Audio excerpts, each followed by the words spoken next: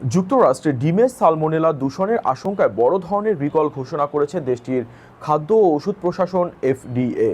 টেক্সাসে দুটি খামার থেকে উৎপাদিত প্রায় ১৯ মিলিয়ন ডিম বাজার থেকে তুলে নেওয়া হচ্ছে।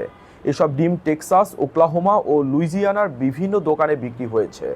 তবে এখন পর্যন্ত এসব ডিম খেয়ে কেউ অসুস্থ হওয়ার খবর পাওয়া যায়নি।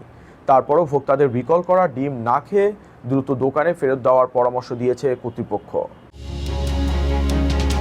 যুক্তরাষ্ট্রে এবার প্রায় ১,৯০,০০,০০০ ডিমে সালমোনেলা ব্যাকটেরিয়ার সম্ভাব্য সংক্রমণের আশঙ্কায় বড় ধরনের প্রত্যাহার বা রিকল ঘোষণা করা হয়েছে। ইন্ডিয়ানা ভিত্তিক ডিম উৎপাদনকারী প্রতিষ্ঠান মিডওয়েস্ট পোল্ট্রি সার্ভিসেস স্বেচ্ছায় প্রায় ১৫,৮৯,০০০ ডজন সাদা খোসার ও কেজ ফ্রি বাদামি ডিম বাজার থেকে তুলে নেওয়ার ঘোষণা দিয়েছে।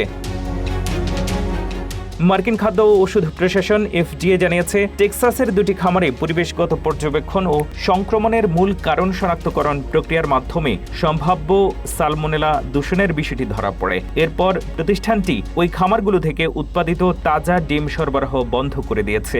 রিকল করা ডিমগুলো ৬ জুন থেকে ৩ জুলাইয়ের মধ্যে উৎপাদিত।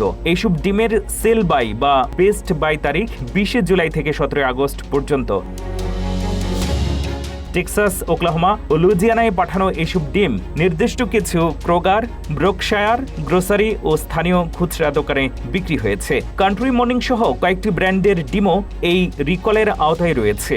কার্টনের গায়ে নির্দিষ্ট কোড ও জুলিয়ান তারিখ থাকলে তা না খাওয়ার পরামর্শ দিয়েছে এফডিএ। এইসব ডিম কিনে থাকলে ফেরত দিয়ে সম্পূর্ণ অর্থ ফেরত নেওয়া যাবে।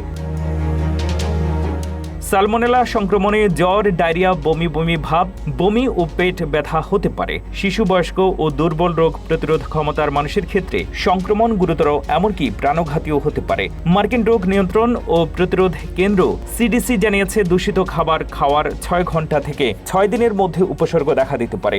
রক্ত মিশ্রিত ডায়রিয়া, দীর্ঘস্থায়ী ডায়রিয়া বা পানিশূন্যতার লক্ষণ দেখা দিলে দ্রুত চিকিৎসকের পরামর্শ নেওয়ার আহ্বান জানানো হয়েছে।